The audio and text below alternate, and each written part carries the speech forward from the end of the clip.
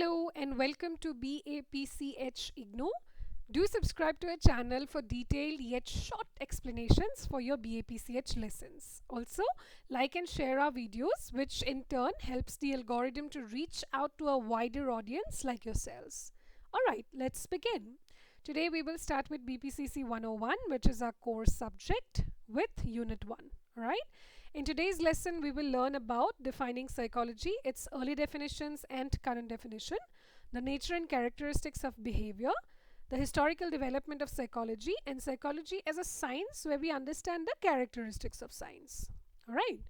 So earlier we did not have a specific stream of learning called psychology. Actually, it originated from philosophy.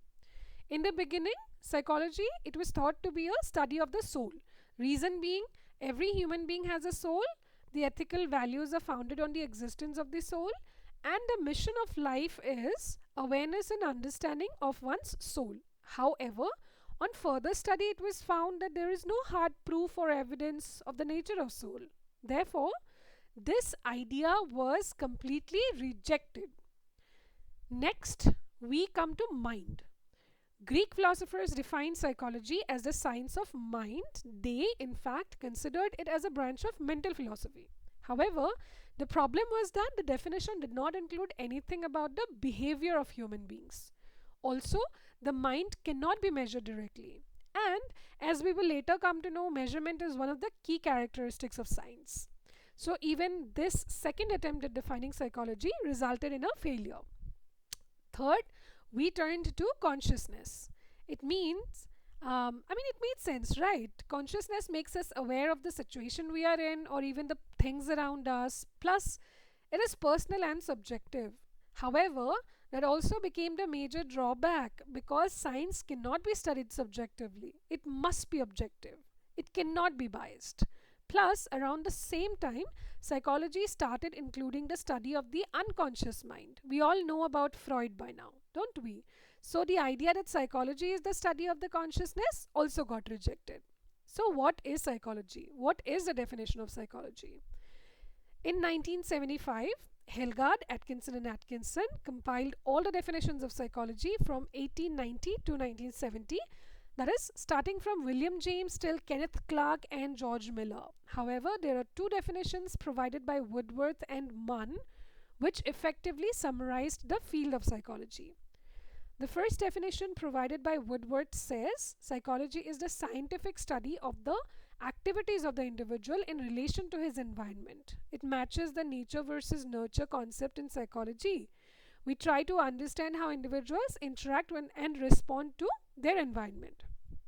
The second one by Munn says, psychology today concerns itself with the scientific investigation of behavior, including from the standpoint of behavior to much of what earlier psychologists dealt with as experience. This definition does not negate Woodworth's. In fact, it builds on it. It says that earlier, what researchers thought was that humans behave in a certain way because it is what we have seen or experienced. So now, we can try to understand what caused us to behave in that manner by studying the environment, namely your parents, caregiver, society, cultural background, financial class, sexual orientation, all of these. Alright. Now, I have given 10 other definitions, there are 3 other definitions given here, but 10 in the book. You can pick any one of these. Just remember that the names next to it are important. It helps. Alright. Okay. So, there you go. Next, moving on to nature and characteristics of behavior. Behavior is influenced by several factors. We know that biological, cultural, social, environmental, past experiences, motivational, emotional and cognitive. I have found mnemonics to be very helpful in remembering the terms. For this, we have BCEEPPSS. Sounds very familiar to biceps, right? But leave the I behind. So, behavior is influenced by what? Biceps. Next, we have behavior varies in complexity. Behavior can range from simple to complex, influenced by various factors. Simple decisions such as waving a friend or walking away from trouble, reflexes like sneezing, and complex decisions such as repairing a car, choosing between two options, etc. All of these are dependent on the individual. We have third one, which is behavior is influenced by individual and environmental factors. Individual factors include physiological and psychological factors. Physiological, such as biological needs like hunger, thirst, etc., and psychological, which is like ideas, opinions, attitudes, etc. Right? Okay. And along with that, we also have the environmental factors, which is like the physical surroundings, family and friends, the larger society, and even the overall cultural and social backgrounds. All right. Next, moving on, number 4, which is individual differences.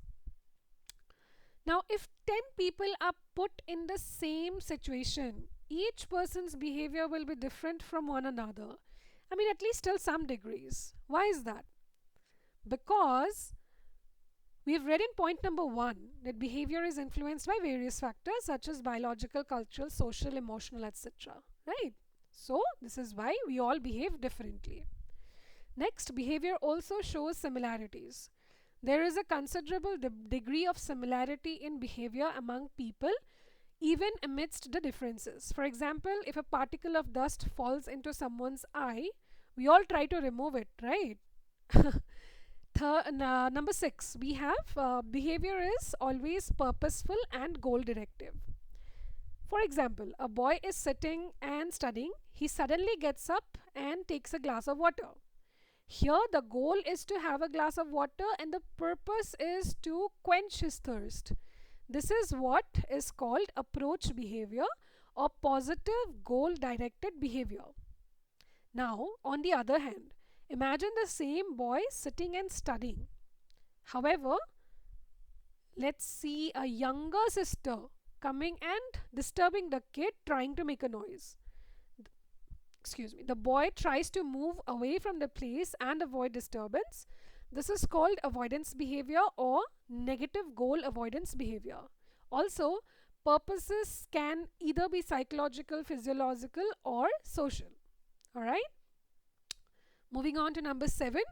Behavior is changeable to a large extent. It is possible to change behavior by modifying the influencing factors. Because of this, people can adjust to new surroundings or learn a new skill by repeated practice. Number 8. Behavior also shows stability. It is important to understand that behavior does not change with every change in the environment, nor do all forms of behavior change. Example, older people like your grandparents or even your parents may still prefer to the old ways of life compared to the modern society. Right? Number 9, behavior is integrated. This is important.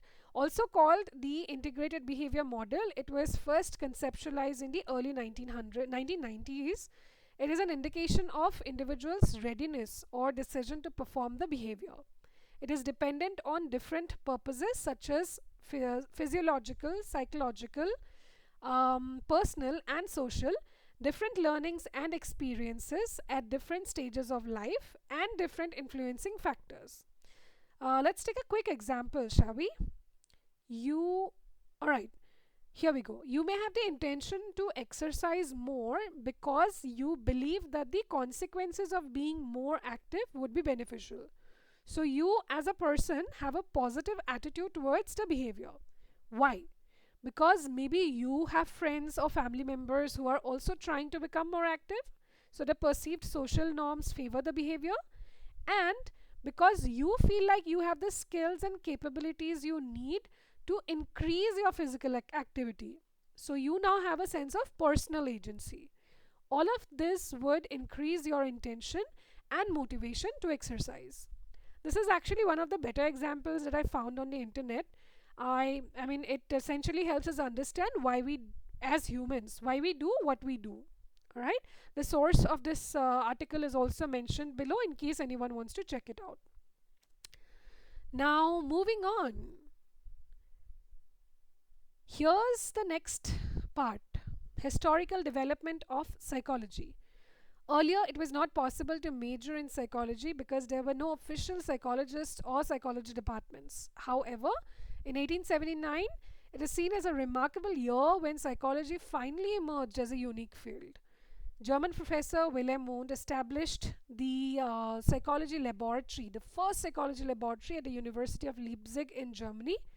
Thus, formally, psychology was recognized as an independent science in 1879. Wundt is traditionally recognized as the founder of modern psychology. Alright? So, as you can understand, it is entirely because of Wundt that you and I can major in psychology. So, make sure to remember his name. Also, you will continue reading about Wundt till your third year finals. So, yeah, there's that too. Moving on, psychology as a science.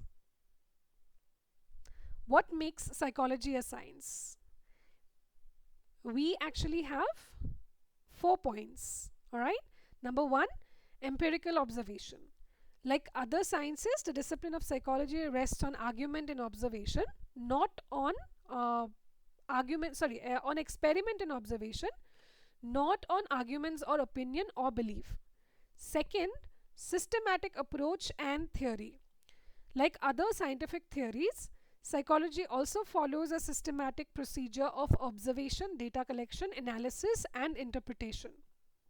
Then, third, we have measurement. Measurement is defined as the assignment of numbers to objects or events according to certain rules. Basically, you should be able to measure things. Name a few of the concepts that we can measure in psychology in the comments below. Come on. Finally, we have definition of terms. The procedure in psychology is to define concepts by providing clear and precise explanations and relating them to observable behavior, which gives us the operational definition. For example, we can define height, weight, length, mass, etc. in physics. We can also measure intelligence, motivation, personality in psychology. However, psychology cannot measure many behaviors such as bravery, friendship, love, beauty, etc., as these cannot be defined operationally. However, psychology is a different type of science. We all know that. It's a kind of behavioral science, right? So, with that, with the characteristics of science, we conclude our first chapter. See, it was easy, right? Origin of psychology, done. I'm mentioning some questions in the comments below. See if you can answer those. And thank you for watching. Don't forget to subscribe. We will be uploading new videos twice a week. We have decided on Thursdays and Sundays till now. If there are any changes, we'll keep you updated. Or if you have any suggestions, please share them in the comments below. Also, we welcome any suggestions or questions that you might have. The links are mentioned in the description box below. You take care and bye for now.